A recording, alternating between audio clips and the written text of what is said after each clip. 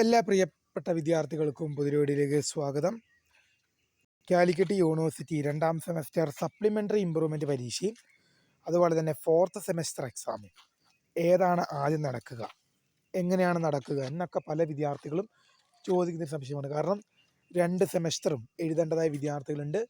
ചില വിദ്യാർത്ഥികൾക്ക് സപ്ലി ചെയ്യേണ്ടവരുണ്ട്, ഇമ്പ്രൂവ് ചെയ്യേണ്ടവരുണ്ട്. അപ്പോൾ ഏതായിരിക്കും ആദ്യം നടക്കുക, ഏതാണ് ആദ്യം പഠിച്ചു തുടങ്ങുക എന്ന് പല വിദ്യാർത്ഥികളും ചോദിക്കുന്നുണ്ട്. വിശദമായ അപ്ഡേറ്റിലേക്ക് പോകുന്നതിന് മുമ്പ് ആദ്യമായിട്ട് ഈ ചാനൽ കാണുന്ന വിദ്യാർത്ഥി ഉണ്ടെങ്കിൽ തീർച്ചയായും മറക്കണ്ട സബ്സ്ക്രൈബ് ചെയ്ത് കൂടെ പറയാൻ പ്രത്യേകം ശ്രദ്ധിക്കുക. സബ്സ്ക്രൈബ് ചെയ്യുന്നതിന് നോട്ടിഫിക്കേഷൻ ബെല്ലിലേക്കുള്ള ഓൾ ഓപ്ഷൻ എനേബിൾ ചെയ്യുക.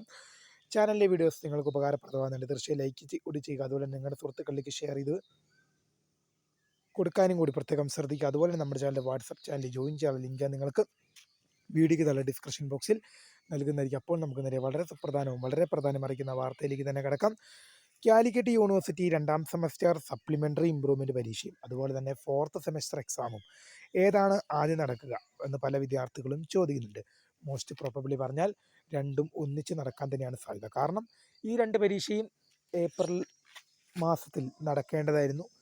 ബട്ട് 6ാം സെമസ്റ്റർ ബിരുദ പരീക്ഷയും FUGP 2ാം സെമസ്റ്റർ ബിരുദ പരീക്ഷയും ഉള്ളത് കാരണം അതിൻ്റെ വാല്യുവേഷൻ ഉൾപ്പെടെയുള്ള നടപടിക്രമങ്ങൾ മുന്നോട്ട് പോകുന്നതിനാലും യൂണിവേഴ്സിറ്റിക്ക് ഈ മാസവും അടുത്ത മാസവും ഒക്കെ ആയിട്ട് ഈ മാസവും നടത്താൻ ടൈമില്ല. പിന്നെ ഈ മാസം എന്ന് പറയുന്ന വെക്കേഷനും കൂടിയാണ്. അപ്പോൾ മോസ്റ്റ് പ്രോബബ്ലി പറഞ്ഞാൽ ഈ എക്സാം മിക്കവാറും ജൂണിൽ നടക്കാനാണ് സാധ്യത. കാരണം ഈ 4th സെമസ്റ്റർ എക്സാം അതുപോലെ തന്നെ 2nd semester supplementary improvement exam ഏതാണ് ആദ്യം നടക്കുകയെന്ന് ചോദിച്ചാൽ വ്യക്തമായ ധാരണയില്ല. രണ്ടും ഒന്നിച്ച് വിളിക്കാനാണ് സാധ്യത. കാരണം യൂണിവേഴ്സിറ്റിയെ സംബന്ധിച്ച് രണ്ടും ഒന്നിച്ച് നടത്തി തീർക്കേണ്ടത് അവരുടെ പെട്ടെന്നുള്ള ആവശ്യമാണ്.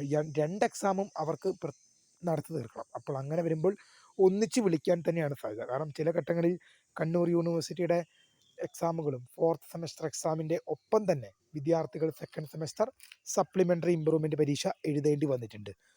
അതുകൊണ്ട് തന്നെ രണ്ടും ഒന്നിച്ച് വിളിച്ചു കഴിഞ്ഞാൽ വിദ്യാർത്ഥികൾ രണ്ടും എഴുതേണ്ടി വരും. പല വിദ്യാർത്ഥികളും ചോദിക്കുന്ന സംശയമാണ്, ഇതൊന്ന് സർക്കുലർ വന്നിരുന്നെങ്കിൽ, ഏതാണ് ആദ്യം നടക്കുക എന്നറിഞ്ഞിരുന്നെങ്കിൽ പഠിച്ചു തുടങ്ങാമായിരുന്നത്. ഞാൻ പ്രിയ വിദ്യാർത്ഥിയോട് ഇപ്പോഴും പറയുകയാണ്, സർക്കുലറോ നോട്ടിഫിക്കേഷൻ വരാൻ വേണ്ടിയോ കാത്തിരിക്കേണ്ട. 2 എക്സാമും ഒന്നിച്ച് നടത്താനാണ് സാധ്യത. അതുകൊണ്ട് തന്നെ വിദ്യാർത്ഥികൾ ഇപ്പോൾ തന്നെ പഠിച്ചു തുടങ്ങിക്കൊള്ളുക.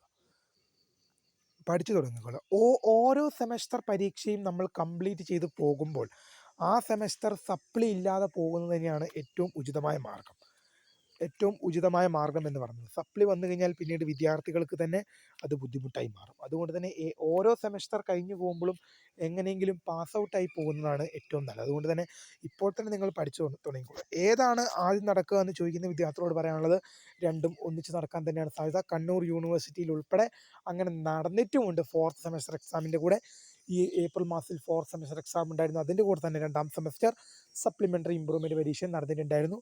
അതുകൊണ്ട് തന്നെ കാലിക്കറ്റ് യൂണിവേഴ്സിറ്റിയുടെ കേസിലേക്ക് വരുവാനും ചിലപ്പോൾ രണ്ടും വേറെ നടത്താം, ചിലപ്പോൾ ഒന്നിച്ചും നടത്താം. ഒന്നിച്ച് നടത്തിക്കൂടാന്നില്ല. അതുകൊണ്ട് തന്നെയാണ് ഞാൻ കണ്ണൂർ യൂണിവേഴ്സിറ്റിയുടെ ഉദാഹരണം ഇവിടെ പറഞ്ഞത്. രണ്ടും ഒന്നിച്ച് നടത്തിക്കൂടാ എന്നില്ല. അതുകൊണ്ട് തന്നെ പ്രിയ വിദ്യാർത്ഥികൾക്ക് ഇത് ഒന്നിച്ച് വന്നു കഴിഞ്ഞാൽ പിന്നെ പ്രിയ വിദ്യാർത്ഥികൾക്ക് പഠിക്കാൻ ബുദ്ധിമുട്ടാകും. അതുകൊണ്ട് തന്നെ ഇപ്പോൾ തന്നെ പഠിച്ചു തുടങ്ങിക്കൊള്ളുക. അപ്പോൾ വീഡിയോ ഇഷ്ടപ്പെട്ടാൽ ലൈക്ക് ചെയ്യുക, ഷെയർ ചെയ്യുക, സബ്സ്ക്രൈബ് ചെയ്യുക. അപ്പോൾ my name is Kariya, founder of Kariya for the career guidance. Thank for watching. By.